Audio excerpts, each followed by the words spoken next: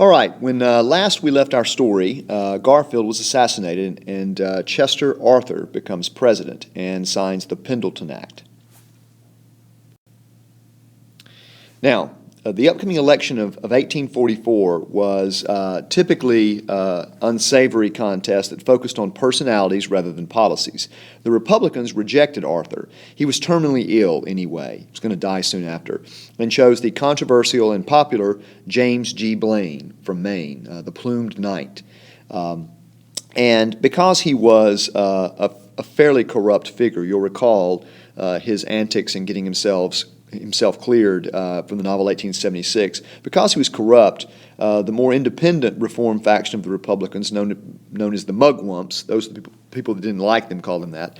The Mugwumps said they were disgusted by the nomination of Blaine, and they would bolt from the party and support an honest Democrat. And so the Democrats think, let's nominate someone they'll consider a reform candidate. And they nominate the reform-minded governor of New York, Grover Cleveland. There was nothing really substantive about Cleveland, but he did have a valid anti-corruption reputation. It was a very personally nasty campaign and may have been decided by a last-minute religious controversy. Shortly before the election, some Protestant ministers called on Blaine, and they were led by Dr. Samuel Burchard, who referred to Democrats in a comment shortly afterward as the party of rum, Romanism, and rebellion. Rum, meaning they're a bunch of drunks, and many people were calling for temperance legislation. Romanism, a derogatory term for Catholics, and rebellion, meaning they're anarchist workers who were destroying the order of America. Now, this is a pretty insightful comment. Inciting anger, not shows great insight. And Blaine was slow to repudiate it. And so the Democrats spread the news that he had tolerated a slight to the Catholic Church. Cleveland won, and his narrow victory may have been from a heavy Catholic turnout in New York. Cleveland was respected, if not liked, for his righteous opposition to political patronage and pressure. But remember, this is not the Democratic Party of today. Cleveland was a very conservative supporter of laissez-faire. He felt the government should do little in regard to the economy. Recall that he was the president who called out the cops to stop the Pullman strike. He did grapple with one economic issue, however. He had long felt that high tariffs were responsible for the annual surplus of federal revenue, which tempted Congress to spend lavishly, spending he often vetoed. So the government's main source of revenue in this era were tariffs, these high tariffs that kept out foreign goods and allowed American industry to grow strong. And there was no income tax yet. So this was the government's chief source of revenue. And he said it's getting so high that the government's going to want to spend it and create a bigger government. He was laissez-faire and didn't like that. So in 1888, he proposed that Congress lower the tariff. The Democratic-controlled House approved this, but the Republican-controlled Senate proposed a higher tariff. The resulting deadlock made the tariff an issue in the 1888 election. And Democrats nominated Cleveland, renominated him, and he ran on tariff reduction. The Republicans nominated Senator Benjamin Harrison, grandson of William Henry, and he endorsed protective tariff, keeping out the foreign goods. This was therefore the first election since the Civil War to involve a clear economic policy difference between the two parties. It was one of the closest and most corrupt elections in history. Harrison won the electoral majority. Cleveland won the popular vote by about 100,000 votes. This was the second time of the three times this has happened. Now we begin to see some economic issues starting to emerge. Harrison and his cabinet were intellectually drab. He made no effort to influence Congress. Yet during this dreary administration, public opinion was finally moving toward forcing the national government, to do something about the social and economic issues of the day, especially something to curb the monopolistic power of the trusts. By the mid-1880s, 15 western states and southern states had passed laws prohibiting business combinations that restrained competition, monopolies. But companies could get around this by incorporating in states like New Jersey, which had more pro-business policies. You'll recall they're the first one to allow for holding companies, and that's where Rockefeller reincorporated his company, Standard Oil of New Jersey. Demand was growing, therefore, for something to be done on a national scale to combat monopolies, to combat trust. In response to this public opinion, Congress passed the Sherman Antitrust Act in July of 1890. It was designed to stop monopolistic practices, anti-competitive practices. It was vague, and it gave the Justice Department responsibility for enforcement. Justice created a new antitrust division.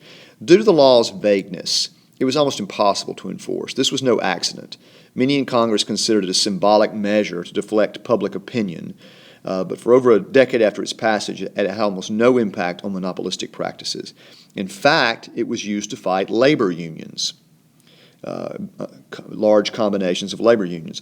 The Republicans were more interested, however, in the tariff, the issue they had felt had won them the 1888 election.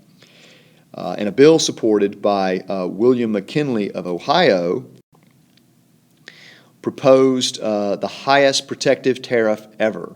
It was passed in 1890, after the Sherman Antitrust Act, as the McKinley Tariff. Public sentiment went strongly against this law, and the Republicans suffered serious defeats in the 1890 midterm elections. McKinley himself was unseated, lost his seat in the House. In 1892, Harrison once again supported protection, and Cleveland, renominated by the Democrats, opposed it. Only James Weaver of the New People's Party advocated any kind of serious economic reform. We'll talk more about him later. Cleveland won a fairly decisive victory, given the knife-edge balance of the Gilded Age, and the Democrats won both houses.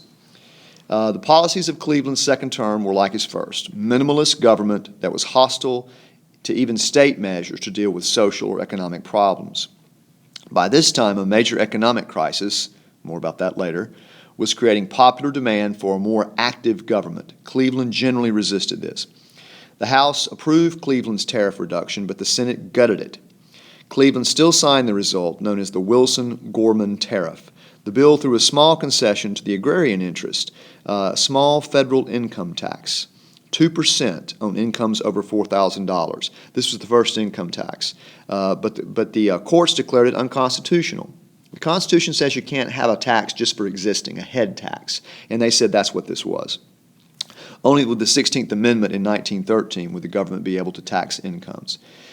Public regulation was also building for regulation of railroads. Farm interests in the Midwest and South had persuaded several state legislatures to regulate them in the 1870s, but the court frustrated these efforts. It said this is interstate commerce. These things are clearly interconnected state to state, and the Constitution says only the government can regulate interstate commerce. So it became clear the federal government had to do something. Congress, as it grudgingly passed the Sherman Antitrust Act, it grudgingly passed the Interstate Commerce Act in 1887. And it did these four things here. It banned discrimination in race between long and short hauls to not hurt little customers. It required railroads to publish rate schedules and file them with the ICC to be transparent, that you're not trying to favor the big customers. Interstate rail rates must be reasonable and just, although this is vague and unclear, obviously. And a 5-person Interstate Commerce Commission was created to administer the act. For almost 20 years, though, the ICC had little effect due to the court's refusal to support it. Controversies over the tariff, the trusts, and the railroads were signs that people believed there were changes going on in America that government should not ignore. But government's response was continuing weakness. The government still lacked adequate institutions to perform any significant role in American economic life. Not enough Americans had yet embraced the ideology that would allow a major expansion of government responsibilities. The effort to promote such an ideology and create such institutions would occupy much of American public life in the coming decades. The first signs of that effort were a dissident movement that would shatter the political equilibrium the country had experienced for 2 decades, generally a revolt of farmers, and I will talk about that next time.